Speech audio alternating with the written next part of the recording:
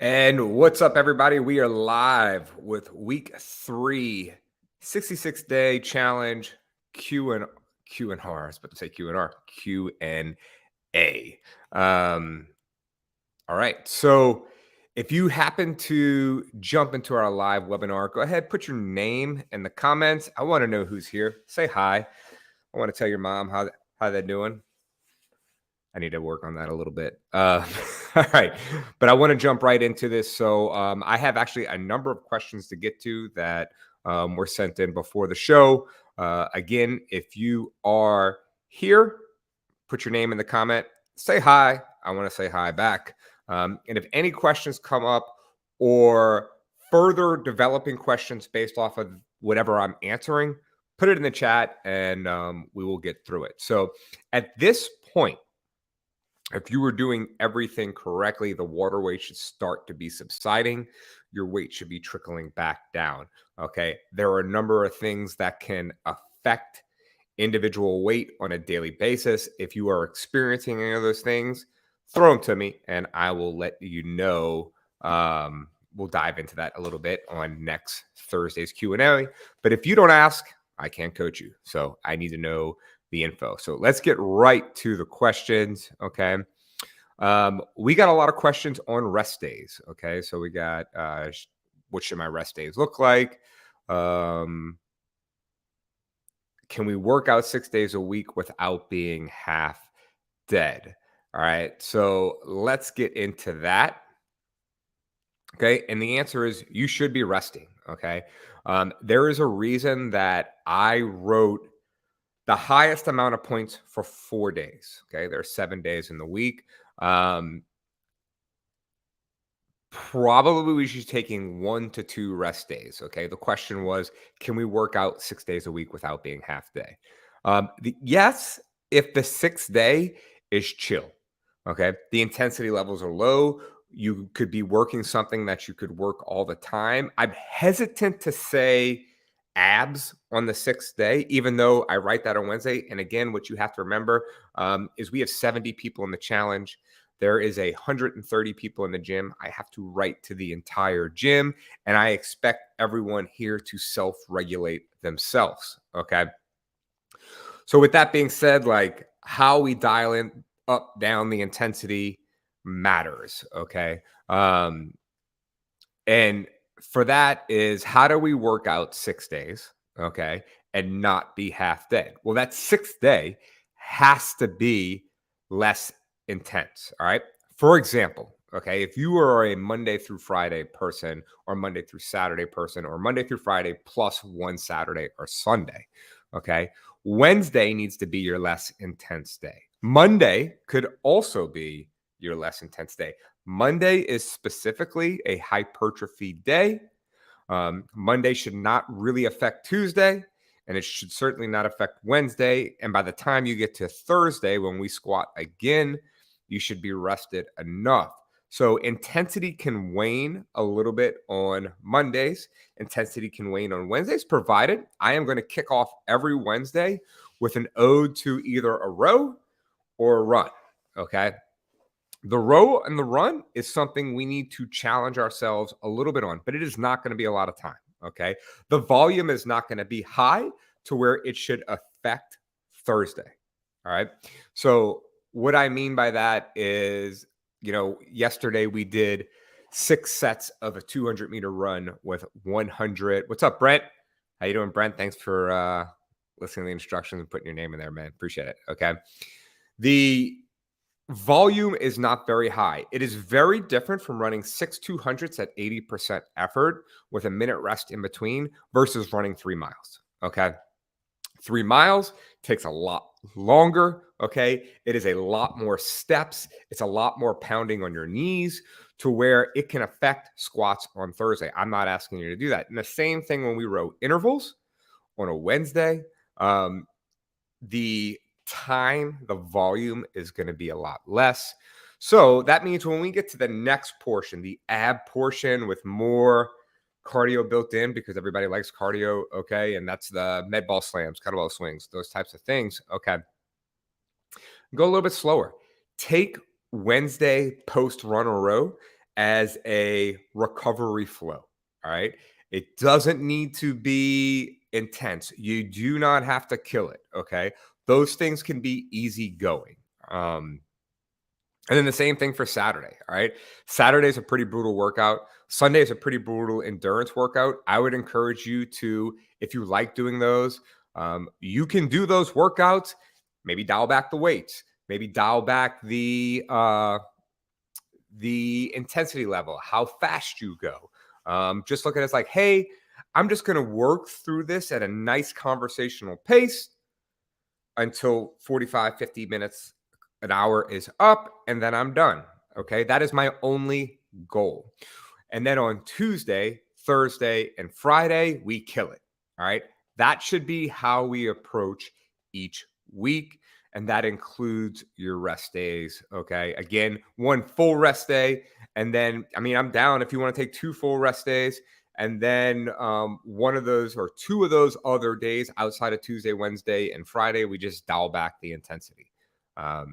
If that is not clear, go ahead and put it in the comments and I will get to it. All right. Next question. What do you recommend for after workouts and eating? This challenge is built around strength.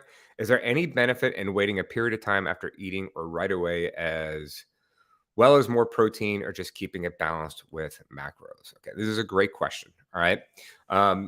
Meal timing matters at like the very last thing we do.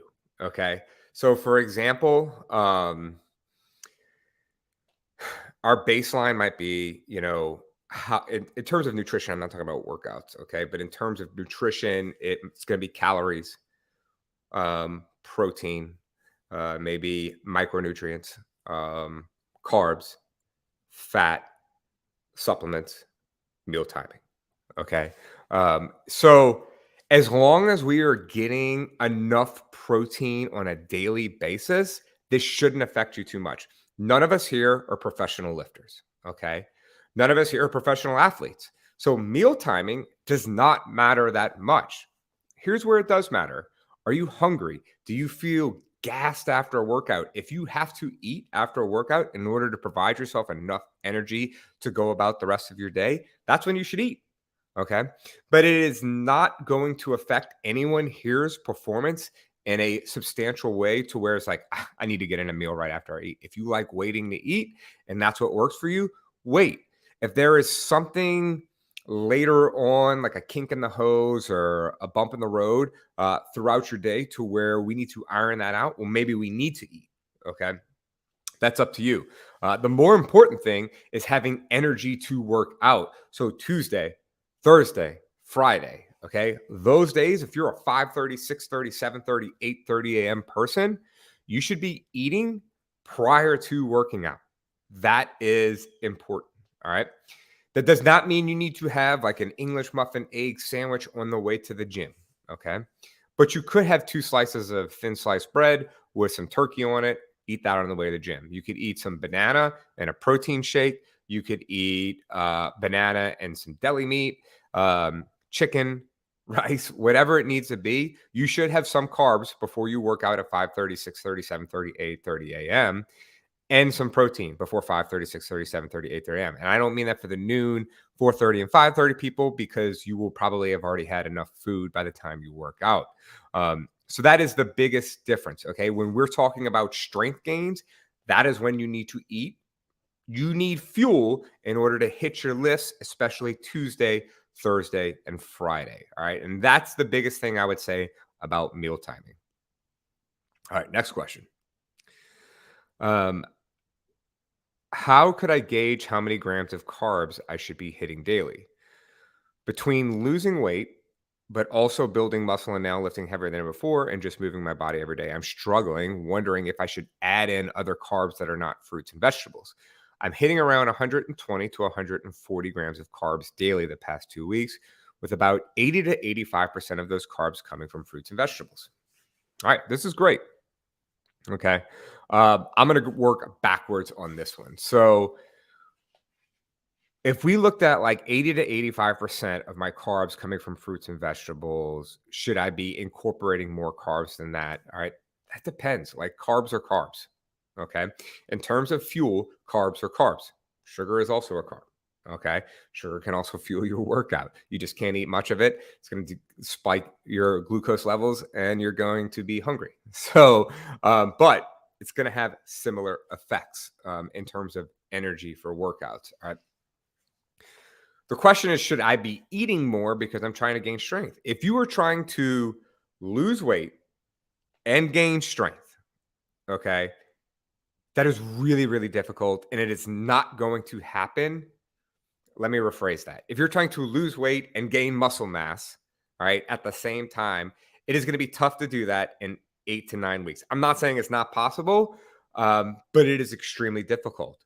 If your goal is body recomposition, how I look, okay, and gain strength, all right, that is possible in 8, 9 weeks. So the question for you is, how many carbs should I be eating? That is different, inherently different for every single person.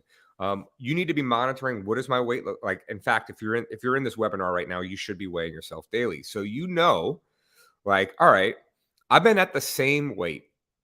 Let me increase my carbs. So if you're tracking, right? If you're actually tracking your entire food throughout the day, if I am at the same weight, maybe I can increase my carbs by 15 to 20 grams. All right.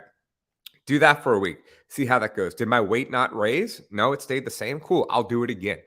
Right. And you can kind of see where that threshold is. In doing so, that will help you gain strength. The more food you eat, the more energy you're going to have to create strength. Okay. Let me get back to this question here. Between trying to lose weight and build muscle and now lifting heavier than ever before. Yeah, that is inherently a difficult thing. Um, you can lift heavier and lose weight. Okay. And that's going to get to a question we have later. Um, Again, it's muscle mass, body recomposition, strength. We can get better at strength in a lot of ways. I'm going to talk about that. So let's put a feather in that one real quick. We're going to push that question to the end along with the other stuff. But just know that you have to think about what your goals are, what's the most important goal. If you're monitoring your weight and it's staying the same, you can add energy. Okay. And you can keep doing that until you see an average uptick. All right. At which point, if that happens, you have to decide, am I okay with this uptick in weight because my strength is that much more significant?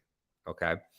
And my body looks great because, again, an uptick in weight does not mean fat. It could mean muscle, especially during this phase. Okay.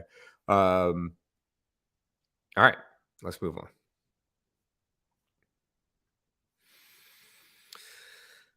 All right. Should we adjust our workout schedule because we are lifting heavy, or should we not try to PR?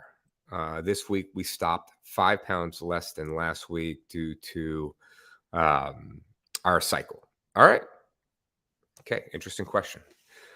This is, again, individually based. All right. I wrote in every single week the ability for you to PR. Okay. And what does that mean? If you feel up to it, if you feel like you have the strength, then go for it. If you feel like you don't, you do not need to go for it. Okay. Again, in the grand scheme of this cycle, the only things that matter are week 1 and week 9. Okay. In terms of the testing. Okay. But there are things along the way. Some of you might feel really good on a lift and you can go for it. Okay. Some things you might not. And you're like, I just, my body doesn't feel like I can push it, then don't push it. That's okay. All right. The way I wrote this programming is that when we do our singles, okay, they should be higher than our working weight. I want you to feel what it feels like to push yourself, have these big jumps. Interesting, right? Like we had a lot of discussion at 8:30 about the jumps. Okay. It is the idea behind how I am structuring our 1 reps is that there are jumps and they have to be bigger than you think. All right. We have 12 minutes to 16 minutes to PR. That is the structure of our class.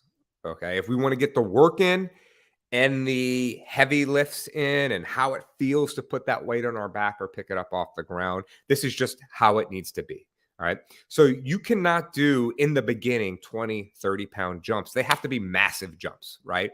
50 pounds, 70 pounds, things like that. And again, it depends on who you are and what you're trying to go. But theoretically, your jumps should be getting smaller as you get to the end.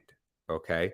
And what you kind of need to be doing is having an idea of where you want to go at the end by the last two single reps, and then back it down from there and plan your lifts. Okay. Adjustments based on how you feel should be happening in the three singles. The 5 or the 3 and the 2 should always be these big jumps. Boom. It's just I hit it. I'm not changing that because I feel shitty. No, you can still hit that on a shitty day. The things that you are changing are the singles, and that's after you've already squatted 3 or 4 times. Okay. We do not need to do a ton of reps to rev up. I am training you right now not to do that. Okay. If you are one of those persons that needs to do a lot of reps, get to class early, do a lot of reps. Otherwise, we're missing the boat on what we're trying to do here. So again, it's personal to you. It's up to how you feel each individual week. Some weeks you're going to PR, some weeks you're not. That's okay. All right. The closer we get to our full potential, the harder it is going to be to PR. Okay.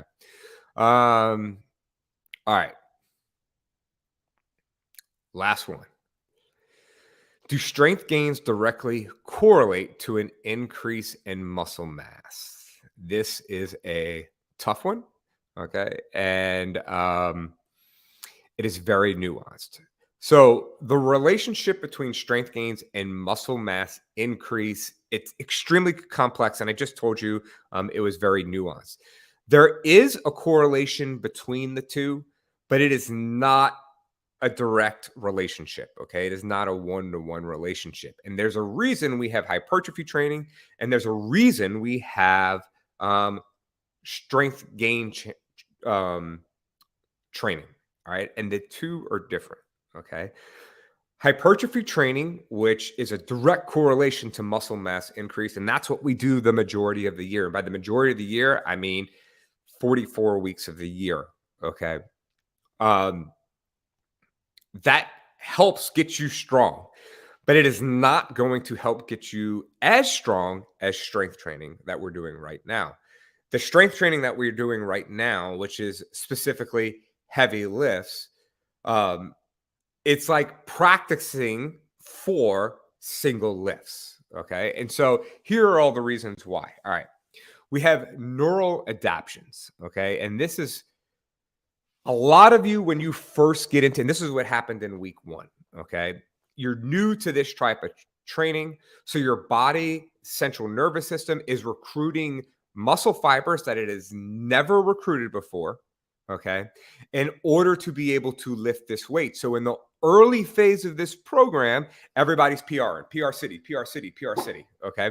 Whereas as we get to the middle weeks, and this becomes a lot harder, you've already created those neural adaptations. So they are no longer there. All right. And so that's the same thing with our muscle fiber types. Okay. We have 2 different types of muscle fibers. Okay. We have those that create force production, which is what you do every time you do a single lift or 3 reps. Okay. And even 5 reps. All right. And then there's hypertrophy training, which is growth in the size of your muscles. And that is 8 to 25 reps. Again, that's what we do 44 weeks out of the year. And that's what we do on Mondays. Okay. The strength training that you do leads to changes in the proportion of those fiber types. Okay. And that's what impacts your strength without dramatically changing muscle types. So as we practice the recruitment of strength or of certain muscle types right now, that's what's creating our strength gains. Now, here's the cool thing. And this is what the plan has been all along. We will all have new 1 rep maxes at the end of these 8 weeks. Every single one of us will have lifted heavier than we've lifted in our most recent adult life. So what does that mean? That means when we return to hypertrophy training, and now I say like, look, we're trying to do 4x8 at 70% of your 1 rep max, that weight that you are now doing hypertrophy training with is heavier than what you've ever done before. You have the adaptation, okay, in your nervous system and in your muscle fibers to be able to lift that heavy a weight for 8 to 12 to 15 reps, which then increases a greater amount of change in your muscle mass, and you're able to build muscle mass more significantly. So all these things go together in the course of a year, 2 years, 3 years, 5 years in order to be able to change that. But that's why it's necessary to go back and forth between what we're doing right now, which is specific strength training, to hypertrophy training, which is muscle mass. But the two go hand in hand, and it's good to go back and forth between these two in order to unlock our full potential when it comes to the amount of muscle mass we can achieve. Okay. So as we go further into this, though, and you get closer to what your ultimate potential is, there are other factors that jump into this. Your ability to lift the amount, sleep, hormones, genetics, like that is a big one, and everyone is finding that out right now. Okay. And even the presence of injuries. Okay. For example, my first 3 weeks of this cycle, all right, I was making massive jumps in my bench press. Okay. And then like week 4, I got a little stupid and I went for something that I probably shouldn't have gone for. I did not have a spotter right with me or ready to assist me immediately. I fought a weight that I shouldn't weight and my shoulder was jacked up. Okay. I probably should have rested it for a week or two, but I don't practice what I preach. And I kept training throughout because, like most of you, I have body dysmorphia. And my concern was I'm not going to look as good as I'd like to look. So I kept training throughout it, which also that's silly. And you shouldn't have those thoughts. So I kept training and I did not recover. And so, although my chest is good and I have strength there, when I get to my very peak of my ability, every little thing matters. Triceps, shoulders, okay? Um, how your legs are being recruited, how your back's being recruited in order to bench press. And so, if I have any little chink in my armor, then I am not going to be able to lift the most amount of weight that I can lift. And so that's why I'm struggling week after week right now, because my shoulder is still sprained and I do not have the ability to recruit all the muscles I need to in order to be able to lift my maximum weight. And that's not going to affect my muscle mass too much. Okay. But it is going to affect the amount of weight I can lift. And that was a little bit of a tangent, but I gave you guys a good synopsis there. But look, in summary, there's a correlation between muscle mass increase and strength gains. It's not a direct correlation, which I said. And a person can gain strength. I talked to you all the reasons why without a significant increase in muscle size and vice versa, which means that for my ladies, okay, every single one of you can gain a massive amount of strength in this program and not end up looking like a dude. I know that's a huge concern. I don't really care how you look as long as you look how you want to look. So for some of you, that's a concern. For some of you, it's not. But in this type of training, you can go ahead and bench as heavy as you want to bench, and you're not going to get giant pecs. All right. But your strength will go through the roof. Now, when we turn to hypertrophy training and you really overdo it and you hit the percentages you want to hit, then that's when things can certainly change. Okay. But right now, again, what we're doing is recruiting for a force production. All right, everybody. I hope this webinar was useful and informational for each of you. Thanks for sticking along. Brent, thanks for listening to the directions, putting your name in the box there. I'm going to give you an extra 3 bonus points for today. Everybody else, have a great weekend. Any questions that come up, please send it to me. I appreciate it. And let's get stacked.